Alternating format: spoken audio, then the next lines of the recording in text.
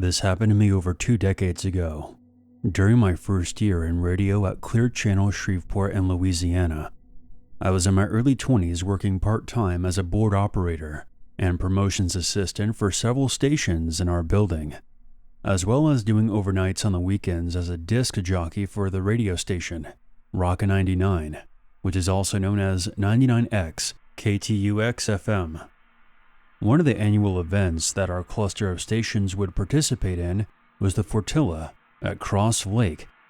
In the early summer of 2002, our rock station had an on-air sponsorship deal with a local boat dealership, which allowed us to borrow 2 of their boats, a party barge and a motor-powered bass boat, which would be used during this event. It was a near-perfect Saturday to be on the water. The sun was out, and it was also fairly windy. The boats were floating and zooming all over Cross Lake that day. This, combined with the wind, led to there being more wave activity on the lake than usual. Around a half a dozen of us were on the party barge, with at least 2 others riding around on the bass boat. One of the DJ's wives in attendance was wearing a brown straw hat to protect herself from the sun. While the party barge was in the middle of the lake, a gust of wind caught her hat and tossed it into the water. We stopped the barge and attempted to retrieve the hat, but it was too far away for any of us to reach. In the spur of the moment, I made a decision that would nearly result in me becoming a permanent resident of Cross Lake. Without giving it a second thought, I took off my shirt, removed my shoes, and dove into the water without wearing a life jacket. Swimming to the hat was the easy part, but my sense of accomplishment would soon be replaced by absolute fear and helplessness. The barge was only a few feet away from me, and on a calm day, I could have easily swam back to it. But the waves from all the boats on Cross Lake, as well as the wind, prevented me from returning to the barge, no matter how hard I tried. I quickly gave up on retrieving the hat, because now I was fighting just to stay alive. It's a very unique kind of terror when you find yourself thrashing around the open water, knowing that if you stop, you'll die. Everyone on the party barge thought I was messing around at first and were having a good laugh, but it soon became apparent that the waves kept knocking me back despite my best efforts to reach the barge. Our program director, who would eventually become one of my best friends, tried throwing a life preserver toward me, but the wind caught it and it landed out of my reach. The small glimmer of hope I had was snatched away from me. They tried moving the barge closer to me, but it wasn't designed to be maneuvered in that way. Plus, whoever was driving it at the time wasn't exactly an expert. Once it became apparent that I couldn't swim back, I focused all of my remaining energy into kicking in the hopes of keeping my head above water.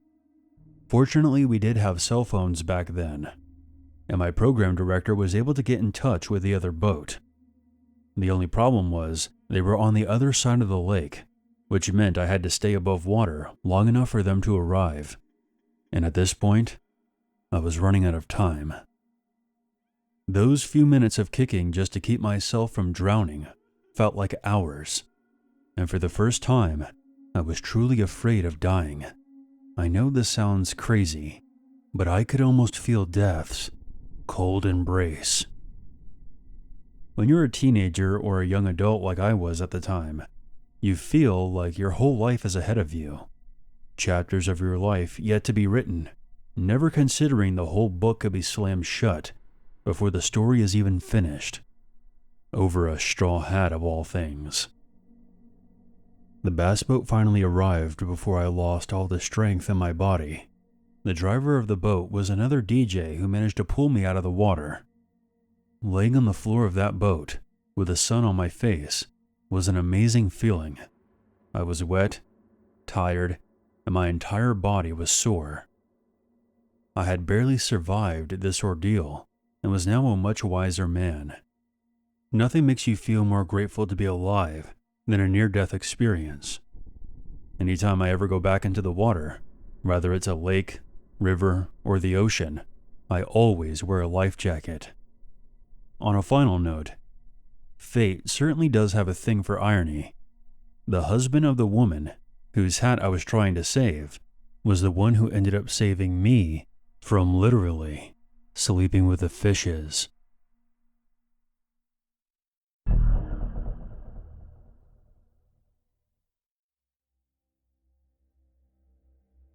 This is one of the creepiest, unexplained experiences that has ever happened to me. Thinking back on it now, I still get this unnerving feeling that lingers. Anyways, here we go. A group of friends and I, all in our mid-20s, rented out this place on the lake for a fun-filled weekend of drinking and partying. From Friday night to Saturday morning, we pretty much went all out, having a blast on the lake. By the time Saturday afternoon came around, we were all so hungover from the night before, we decided that on this night, there would be no drinking. Maybe a bit of smoking, but that's it. We would just have a chill night and relax. 9 p.m. rolls around. Some of us were inside the lake house, and there was about 5 of us outside. The second floor of the lake house had a deck that overlooked the surrounding forest. You couldn't see the lake from there, but it was within walking distance. I'll mention that we had already had some weird vibes from the locals when we first arrived in town. Mostly just backcountry folk, who I assumed were a bit irritated because a bunch of out-of-towners were coming there looking for a good time. But between the town and the lake was such a large area that realistically, it wouldn't be close enough to anyone to be a bother. Anyways, 3 of the group were on the upstairs deck, my brother being one of them, while I was talking to a friend on a small wooden table just outside the forest. It was a very peaceful night, when suddenly, an unnerving feeling overcame us. It was so distracting that my friend and I stopped talking and just stared into the dark forest. Soon we heard a loud, eerie chanting.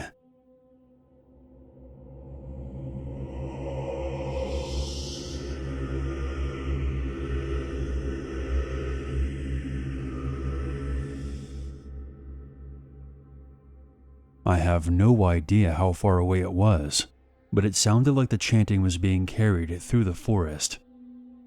All the voices were male. They were loud and perfectly in sync. We were both frozen for at least 20 seconds before I could no longer contain myself and got up and darted toward the house, with my friend following me. I don't know how to explain the feeling that came with the chanting, but it felt almost evil. I was shaking by the time we got up to the second-story deck and joined the others. By the time we got there, the chanting had ceased. "Did you guys hear that?" Before anyone could even respond, the chanting began again.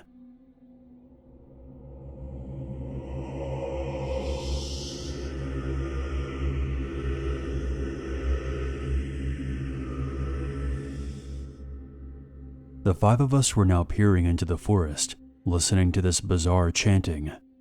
It would sometimes sound very far away, and then relatively close. We couldn't make out what they were saying. It may have been in another language. A loud bang rang out, like someone had hit a huge metal object.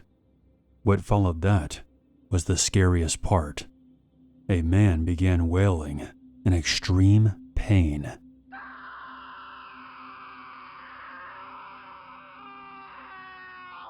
All of my hair was now standing up. It was the most vomit-inducing thing I've heard. My brother and I were now staring at each other in a mixture of astonishment and disgust. The wailing stopped, and the chanting began again.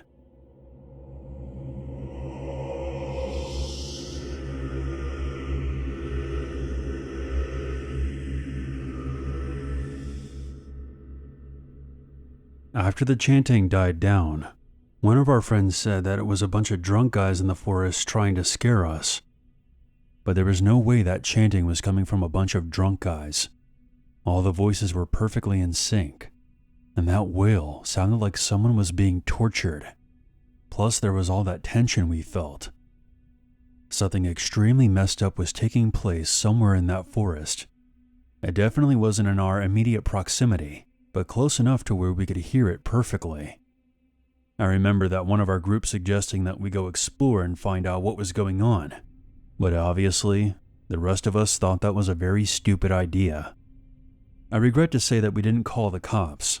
Looking back, I wish we would have, but the forest around that lake was so massive, it could have been from anywhere. I was very relieved, to say the least, when we were driving out of there the next morning. Thinking back to that night, it still gives me the worst kind of feeling. Whatever was going on, it just felt so wrong and evil.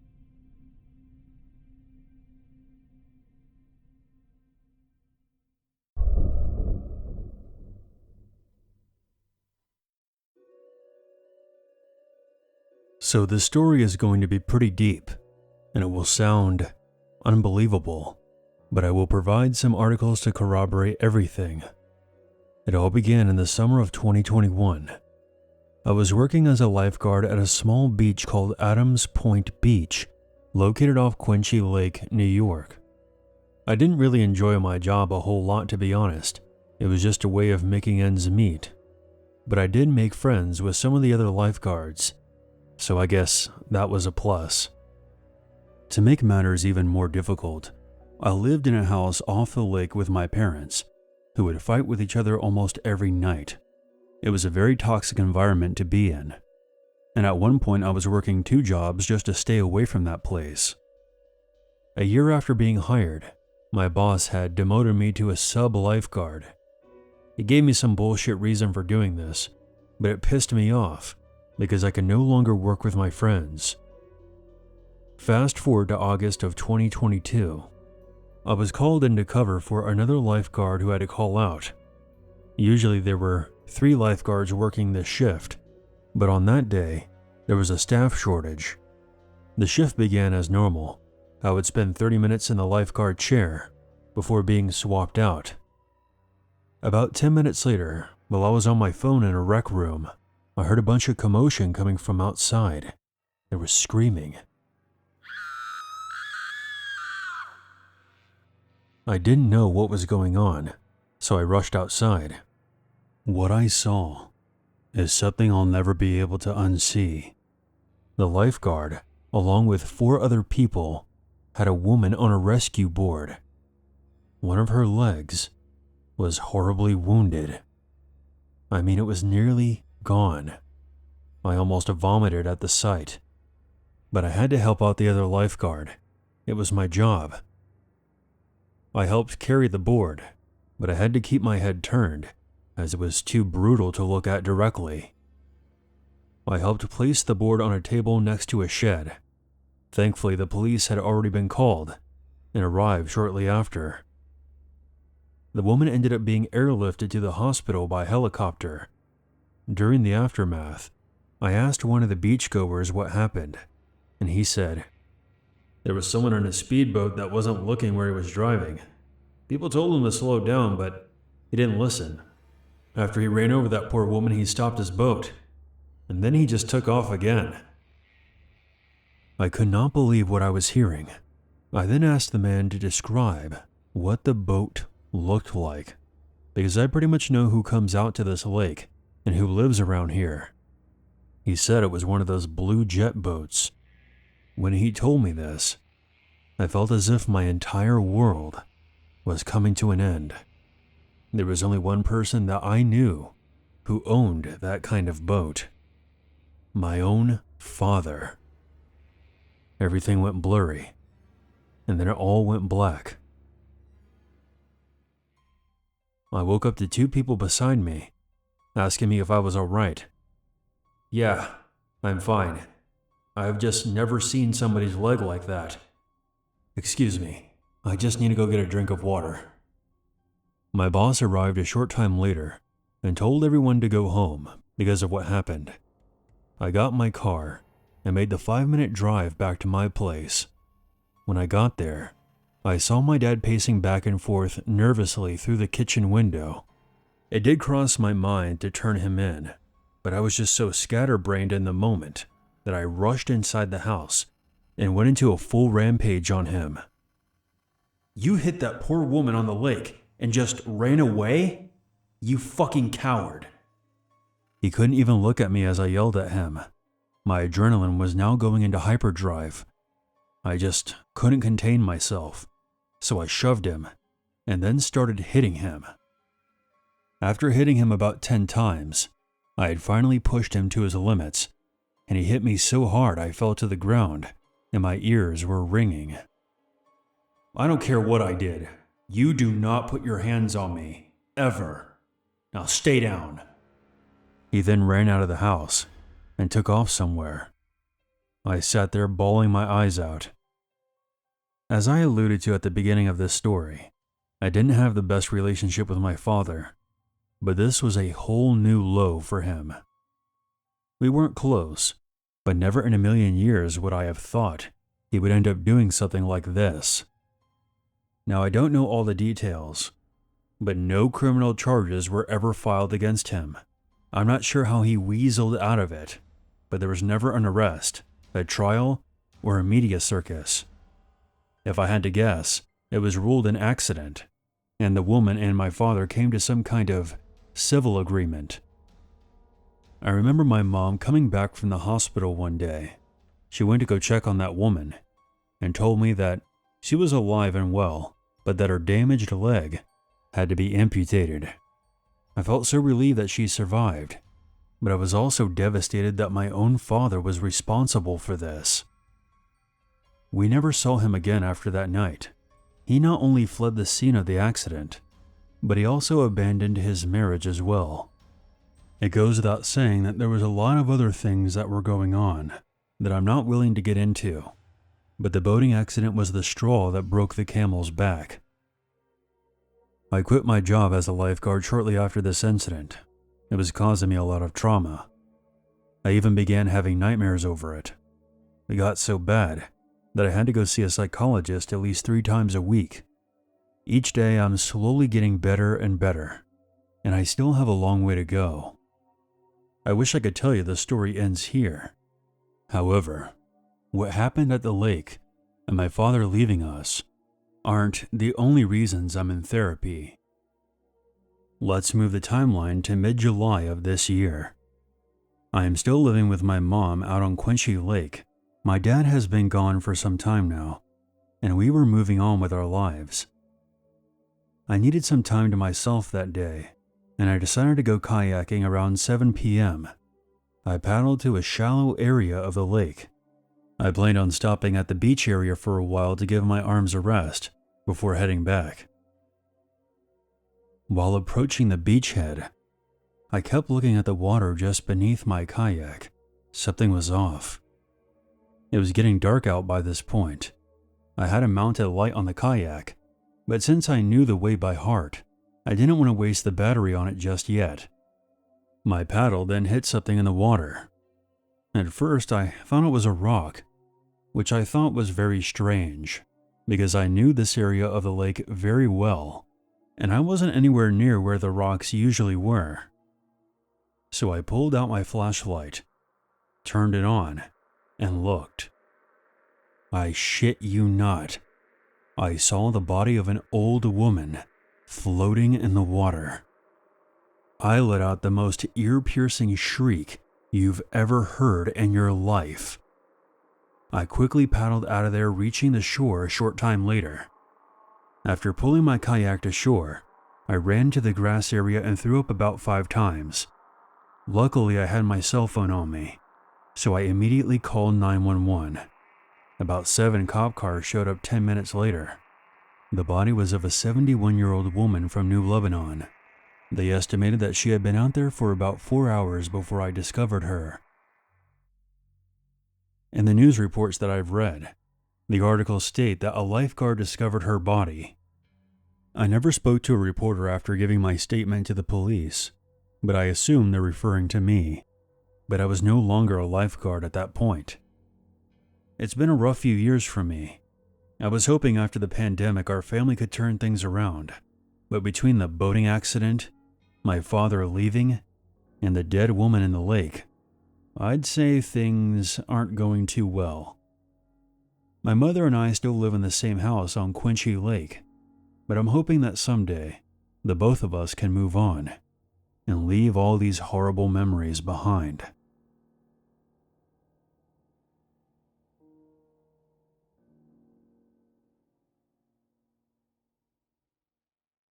There's always a reason to be afraid.